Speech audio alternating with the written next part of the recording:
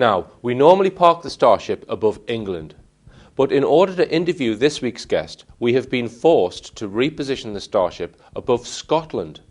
And this is due to the draconian bail conditions imposed on our guest, which state that he is not to talk to anyone in England and Wales about his situation. So without further ado, let's reposition the Starship above Scotland.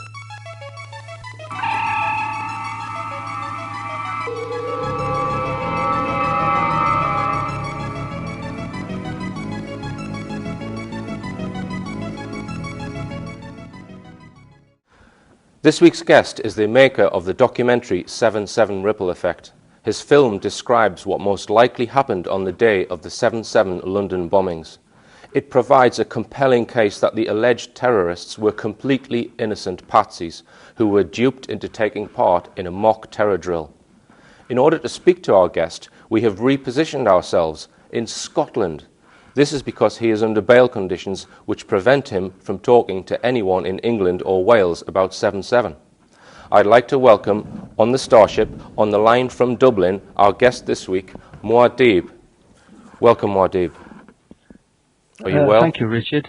Okay. Nice to be with you. Okay. And just to confirm, we are indeed in Fife, Scotland, to put your mind at rest with regards to your bail conditions. Thank you very much. Okay. And I'd just like to start by commending you on the film, because I think it's a very brave thing to have done, especially bearing in mind the way that you've been treated by the authorities. So well done on your film. Thank you very much.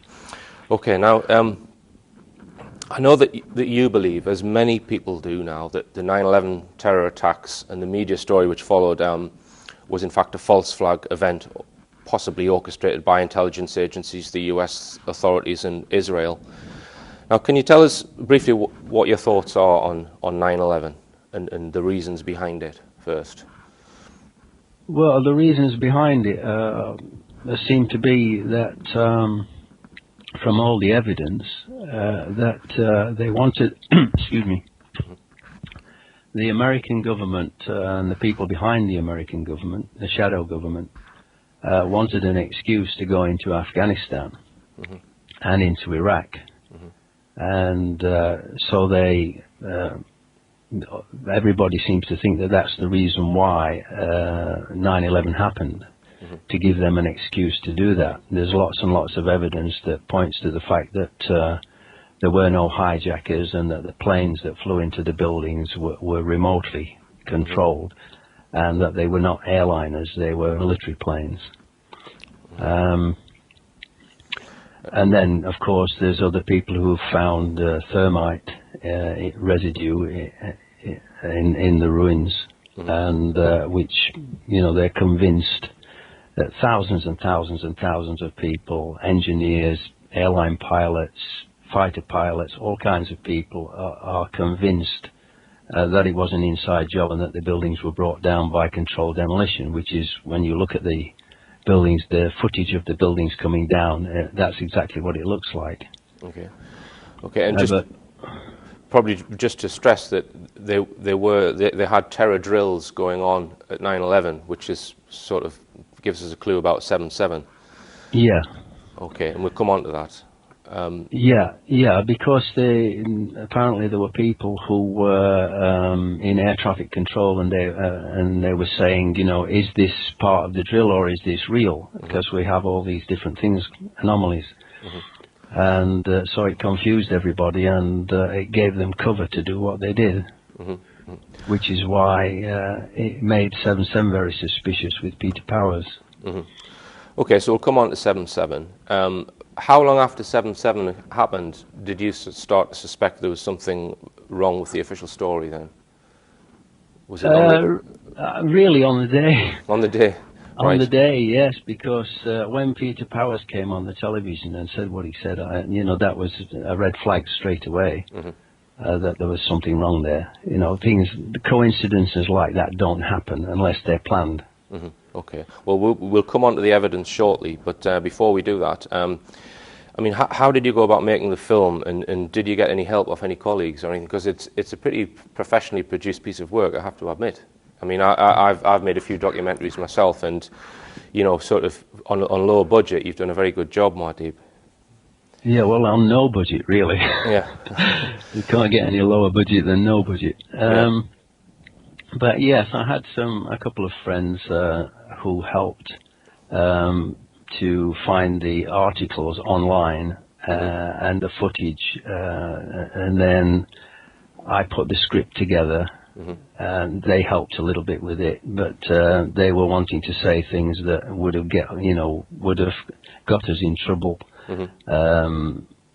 You know, like libel and things like that. So you have to, as you must understand, with running your TV programs, you have to be very careful how you word things to not leave yourself open to being sued and all the rest of it. Yeah.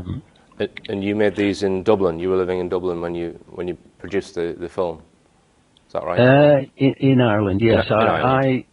I did the script, and then they found the relevant newspaper articles and the footage from the BBC program. And then a friend of mine who was very, very good with computers did the actual putting of the film together, and then sending me a copy, and then I would make adjustments and say this needs editing out, this needs doing, and all of that sort of stuff, until I got it. I was planning on getting it finished for the 5th of November for obvious reasons, I would think, to most people, British people anyway. Okay. And it just all came together at the right time for the 5th of November. We got all the editing done and got everything smooth and no glitches. What year was that, Muad'Dib? That was in 2007. It was we released it onto the internet on November the 5th, 2007. Okay. So it's almost 3 years ago now. Right. And since. Yeah. Go on. Did you? I mean, I know for a fact that it's like trying to get blood out of a stone, trying to get your work onto television, onto mainstream channels. So did you send it to any mainstream channels? Yes, I sent it to the BBC because it was obviously relevant to them, and I sent it to Yorkshire Television. Because it should have been relevant to them, because these young men were from Leeds. And Yorkshire Television is based in Leeds. So I sent it there. I sent it to Irish television stations. But there was never any response from any of them. So you didn't even get an acknowledgement then? No.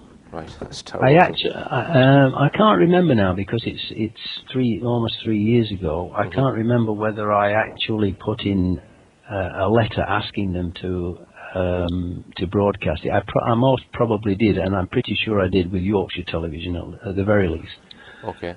But on the disc, of course, it's got my email address. So had they wanted to, they could have contacted me, which is, why I put the email address there, so that they would be able to contact me if they wanted, having watched the film, because if they weren't going to watch the film, there was no point in them contacting me anyway. Okay, so you then set about, getting it put out there on the internet, and also you made copies and went around pubs, handing them out, asking people to copy them, etc. And what sort of feedback have you had on the film? Almost everybody that's seen it believes that it is actually what did happen, just as I believe that that's what actually did happen.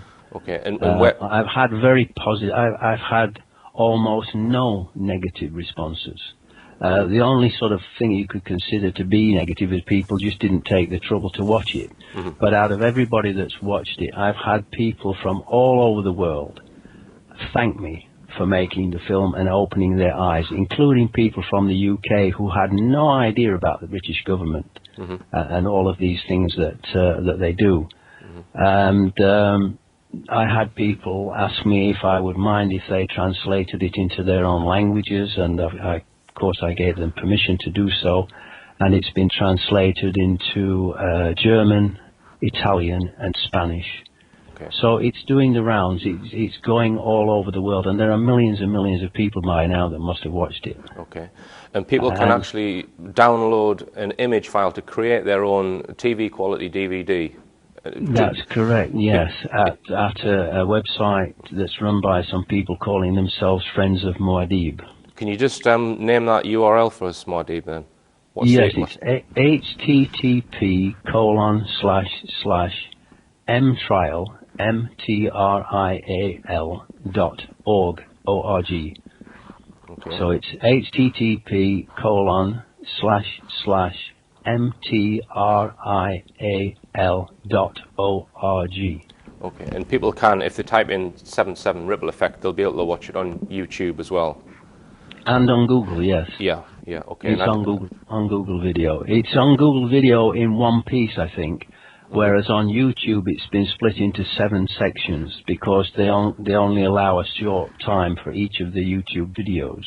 I think it's a maximum of 10 minutes or something. Yeah, that's right. So it's been split down into seven different parts. Okay, and I do recommend that viewers, go and watch that film to put this whole interview into context.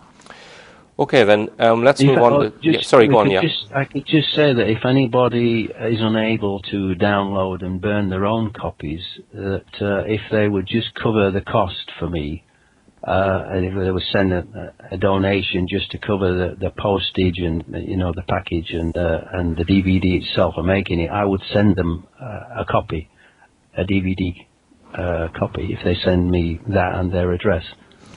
Okay, right. Well, let's look at some of the evidence now then. We mentioned before the Peter Power terror drill. That was one of the main pieces of evidence which made you smell a rat. Now, just expand on that for us. Just explain why that was so unbelievable. Well, he said that morning they were doing a terror exercise for a company involving 1,000 people.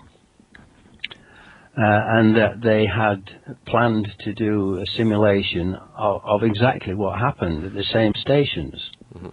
And then, of course, it went live. And it's just, it's beyond coincidence. It just couldn't. The odds against it are just incalculable. How many? Do you know how many tube stops there are in London? I mean, there are a lot, aren't there? Off the top of my head. So what's saying is at exactly the same time, down to almost to the minute, at the exact same 3 tube stations, bombs went off that real terrorists are supposed to have set off at the same time as a terror drill was occurring.